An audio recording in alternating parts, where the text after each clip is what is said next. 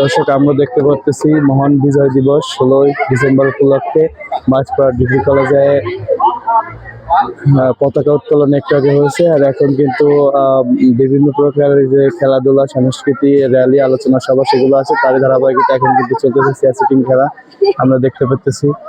কিন্তু যে মেয়েরা কিন্তু বলগুলো খেলতেছে, খেলার নিয়ম হচ্ছে বাসি যখন দিকে বল যার হাতে থাকবে সে বাদ করবে। তো এই পর্বে কিন্তু আমরা দেখতে দেখতে একদম শেষের দিকে চলে এসেছি, আর কয়েকজন প্রতিযোগী বাদ আছে।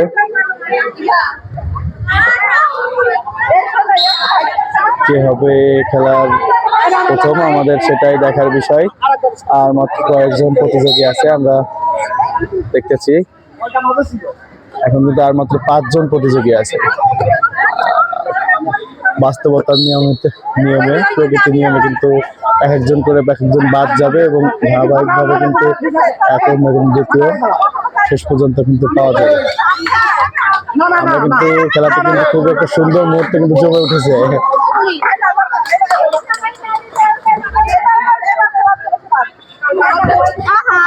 ফাঁকা হয় না কেন?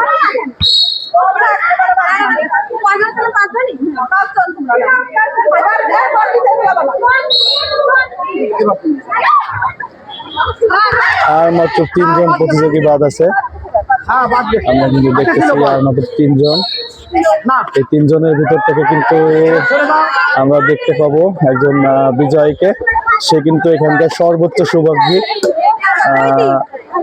আমরা দেখলাম একে অপরকে ধরে দিচ্ছে। লাস্ট মুহূর্তে কিন্তু 2 জন প্রতিযোগী বাদ আছে এখানে। আমরা কিন্তু খুবই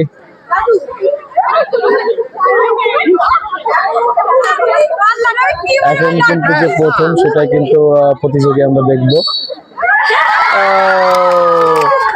আমরা কিন্তু এখানকার যে প্রতিযোগী আছে, ও বাবা, এখানে আমরা দেখতে পেলাম সেটার যে নিয়মটি কেমন।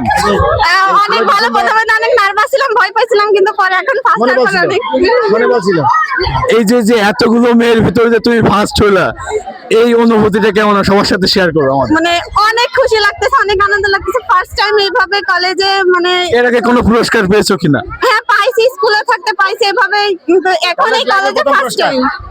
কলেজ লাইফে প্রথম পুরস্কার। আমরা কথা বলবো এখানে প্রধান অধ্যক্ষ স্যার, এই খেলাটি কেমন হলো?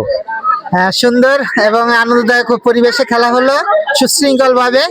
আর মেয়েরা খুব স্বাচ্ছন্দ্য বোধ করছে খেলাধুলায়। আমি তাদেরকে ধন্যবাদ জানাচ্ছি এবং আগামীতেও তারা যেন এই ধরনের প্রোগ্রামগুলোতে যথাযথভাবে অংশগ্রহণ করে, এই জন্য আমি তাদেরকে আহ্বান করছি। আর বাকি খেলাধুলো আমাদের এরপরে ক্রিকেট খেলা শুরু হতে যাচ্ছে, তারপরে সাংস্কৃতিক অনুষ্ঠান আছে, আলোচনা সভা আছে, দোয়া অনুষ্ঠান আছে। আমরা সবগুলোতেই অংশগ্রহণ করব। ধন্যবাদ। তো আমরা এই পর্বের যে বাঁশি, তিনি কিন্তু প্রত্যেককেও একদম উইকেট পটন যাকে বলে, আমরা কিন্তু দেখেছি তার বাঁশিতে কিন্তু একটি মাধ্যমে কিন্তু পতন ঘটেছে। আমরা স্যারের সাথে কথা বলবো। স্যার, এখানে কি আপনি নিরপেক্ষ ছিলেন নাকি পক্ষপাতিত্ব? আমাকে নিরপেক্ষ রাখার জন্য পক্ষপাতিত্ব কোনো সুযোগ ছিল না বলে মনে করি আমাকে দূরে রাখা হয়েছে এবং অন্যদিকে ফেরে আমাকে চোখ বেঁধে রাখা হয়েছে। আমি সেখান থেকে বাঁশি দিয়েছি। আমি নিরপেক্ষভাবে, সবাই আমার মেয়ে, কেউ কাউকে আমি পর পাবার কোনো সুযোগ নেই। এখন ভাগ্যের খেলা। ধন্যবাদ স্যারের সাথে। স্যার, আপনি কিছু বলবেন? আপনি আমাদেরকে মহান বিজয় দিবস 16 ডিসেম্বর উপলক্ষে কিছু বলবেন। এটি আমাদের বাঙালি জাতির গৌরবোজ্জ্বল দিন এবং স্মরণীয় দিন। আজকে এই দিনে আমরা আমাদের দেশের যে স্বাধীনতা, সার্বভৌমত্ব, সেটা যদিও 26 তারিখে আমরা 26শে মার্চ পালন করে থাকি, এটা আমাদের বিজয় উল্লাসের দিন, আনন্দের দিন, বাঙালি জাতির গর্বের দিন। এবং দীর্ঘ 9 মাস রক্তক্ষয়ী সংগ্রামের মধ্য দিয়ে আমার বাঙালি জাতি অনেক 30 লক্ষ জীবনের বিনিময়ে, রক্তের বিনিময়ে এদিন পেয়েছি।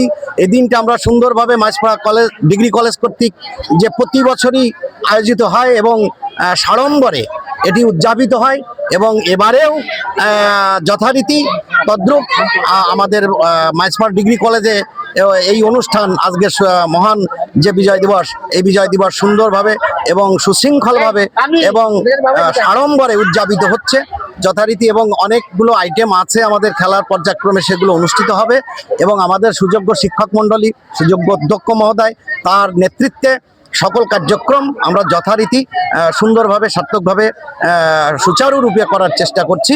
আশা করি আমাদের এই যে প্রক্রিয়া, এই পদ্ধতি প্রক্রিয়া এবং এই উদযাপন অনুষ্ঠান সব অম্লান থাকবে, অব্যাহত থাকবে এবং আজকের দিনের কর্মসূচির সফলতা এবং সার্বিক সহযোগিতা সকলের কাছে প্রার্থনা করছি।